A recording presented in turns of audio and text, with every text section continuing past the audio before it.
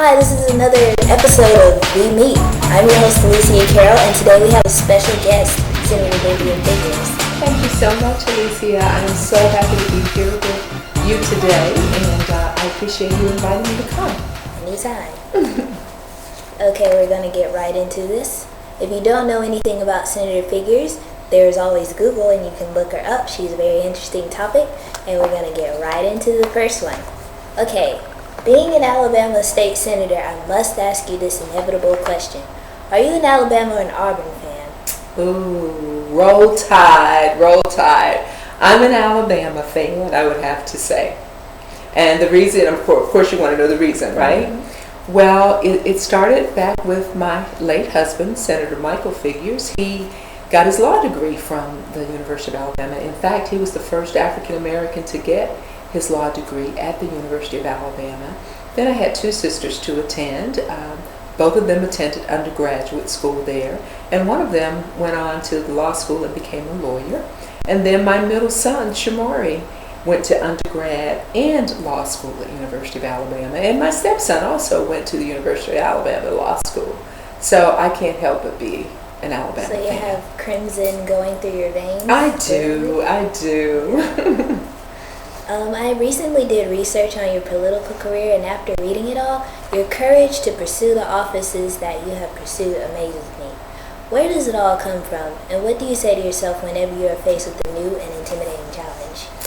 Well, I tell people I didn't choose to go into politics. I was called into politics. Years ago, when I ran for the Mobile City Council in 1993, there were a number of people who came to me and encouraged me to run for the city council.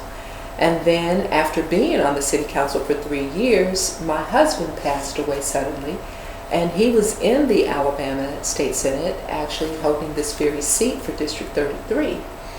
And again, a number of people, including the lieutenant governor, senators, community people, and family, said that I should run for this seat.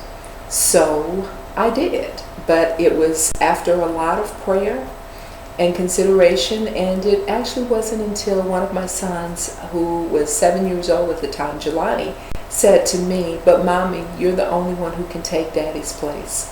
And that's what convinced me to run for the state senate, since that was in 1997 that I was elected to this office. And then, of course, I ran for the U.S. Senate in 2008. And again, that was something that God had put in my spirit that I should do. And we did, and I was very fortunate. Although this is a very Republican state and I'm a Democrat, I got 37% of the vote as the Democratic nominee for U.S. Senate.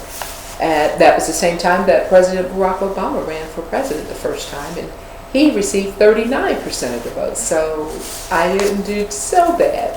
But it wasn't meant to be, and I don't regret it at all. I'm happy to be still here in the state senate. Okay, that's fascinating. That's encouraging. I also read that you are involved with many different charities. I know that people are usually involved with charity causes that are significant to them in one way or another, whether it's obvious or not. So would you tell us about the causes that are closest to your heart and share why? Well, I would have to say first and foremost, the charity that's closest to my heart is my own foundation, which is the Figures Legacy Education Foundation. And the mission of the Figures Legacy Education Foundation is to solidify the family foundation so that children will excel in education and life through spirituality, faith, hope, love, and charity.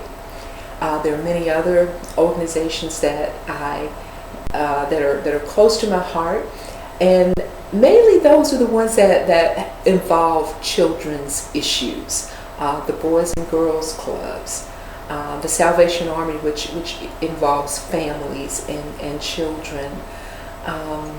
So many other organizations, Children First. There's so many different charities that I love to become involved in and that I contribute to and have over the years. So, you like children, and that is the closest charity to your heart. I love children. I love children, yes. I don't blame you. I know that you like to travel. What is the most interesting place that you had to visit for your position?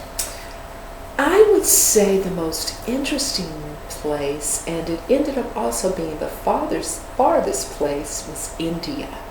India is such a beautiful country. Unfortunately, it has a lot of poverty there. And my heartstrings were pulled tremendously, again, going back to the children, because you would see children who were in poverty who would run after us asking for money for food. So I was in an emotional, on an emotional roller coaster during that trip. But I got a chance to see the Taj Mahal and visit some of the most beautiful places there. So I would have to say India was the most interesting. So what were you pushing at the time to go to India? Well, actually, I went with our agricultural commissioner, who was Ron Sparks at the time, and it was basically a trip for the state that went on a mission trip looking for business for Alabama. So I went along with several other legislators and the commissioner. Fascinating.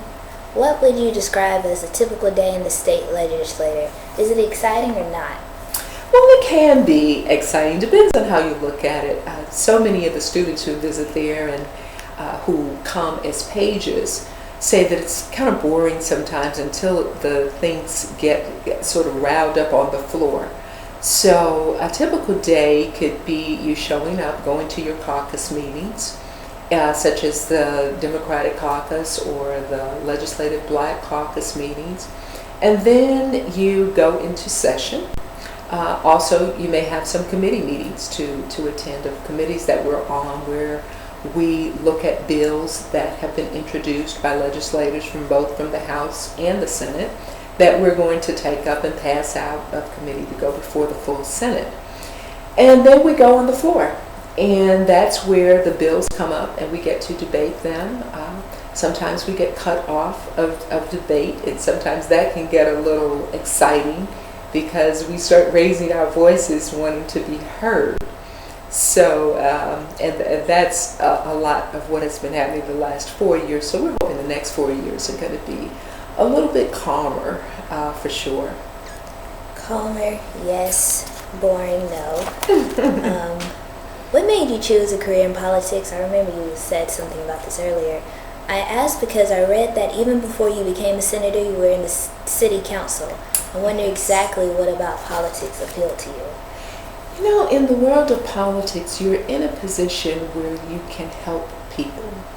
Of course, being in the legislature, we pass laws, people know that, but you're also in a position where you can make things happen for people.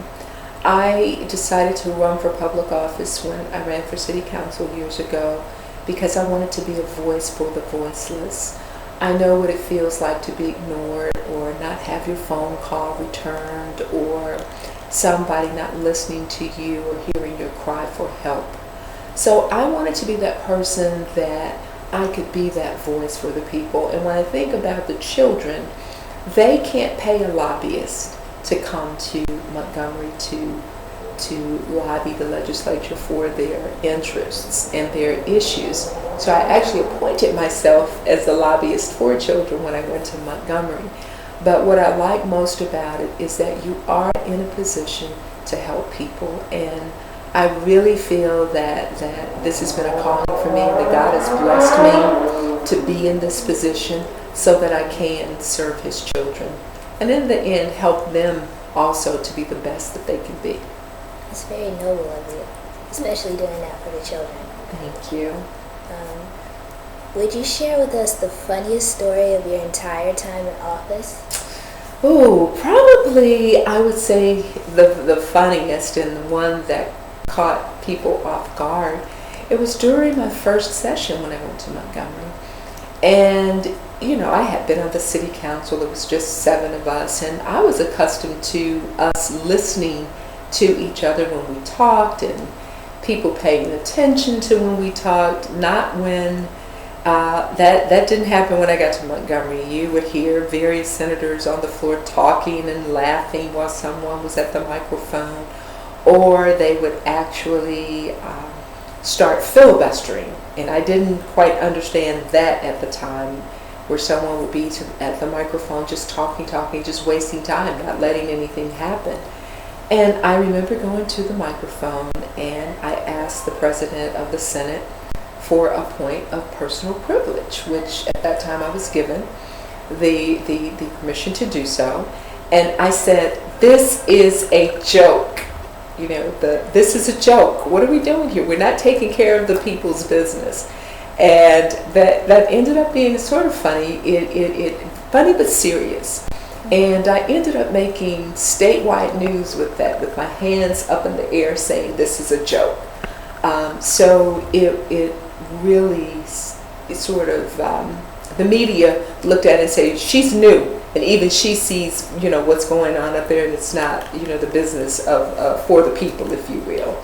So that's the first thing that I can think about. And then the second thing, I know you asked me for one, but I got to share this one with you. Go ahead.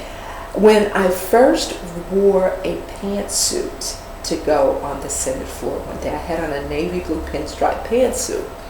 All of the secretaries came into my office and they said, oh, Senator Figures, pants are not allowed on the Senate floor. You can't go out there on the floor with your pantsuit on. Yes, I'm serious. In 1997, women were not allowed to wear pantsuits on the legislative floors. So I went to the Secretary of the Senate, Mr. Lee, and I asked him about that. So he got up immediately and took me to the clerk and said that, to the clerk supervisor, and we changed the dress code right then and there. So I was able to do that women can now, that is why they can wear pants on the Senate floor, because I had it changed. So you can add Women's Liberator to your resume. Well, it is about women being treated fairly, and I said that, it is indeed proper business attire for women to wear pantsuits in this day and age, or in that day and age. So he immediately had it changed. That's great. Will you share with us the most heartwarming scene that you've seen in your political career? Oh, I have so many heartwarming scenes that I can remember. Most of them are with the children. Of course. One of the most recent ones was, I think it was last session or session before last.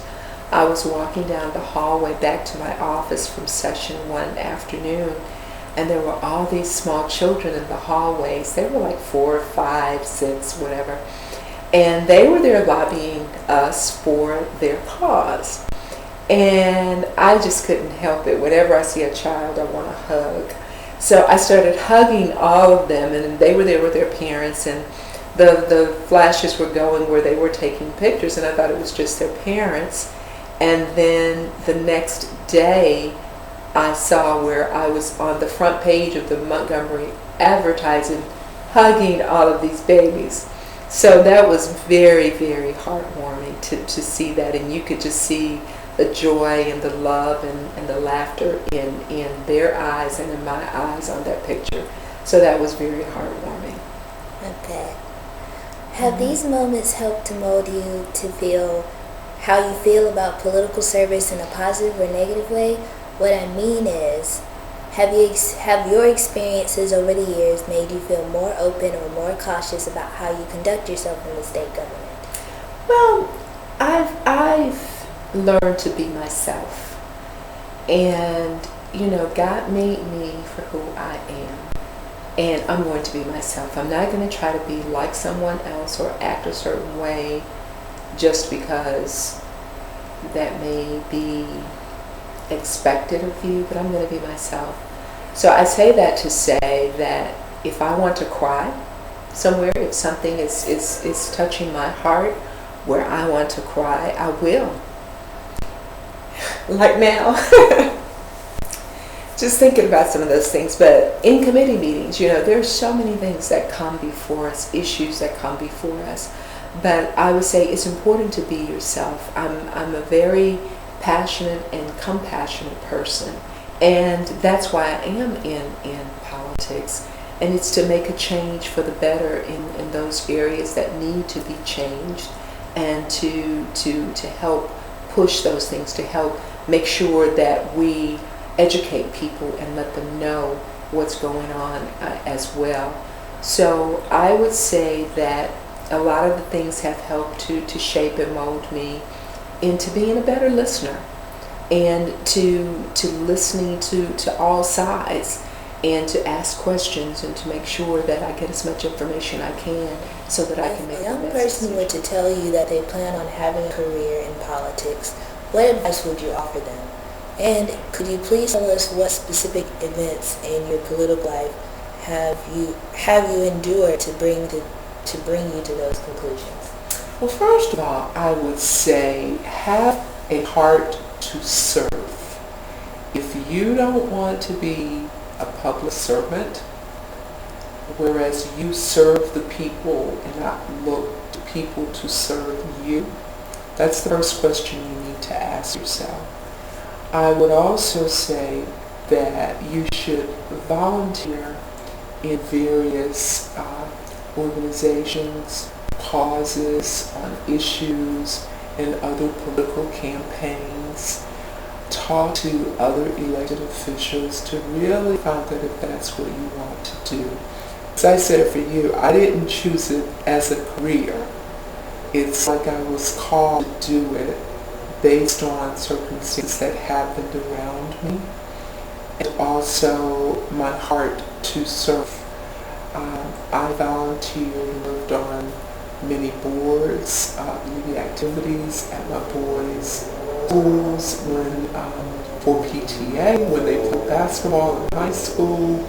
I actually ran the concession stand with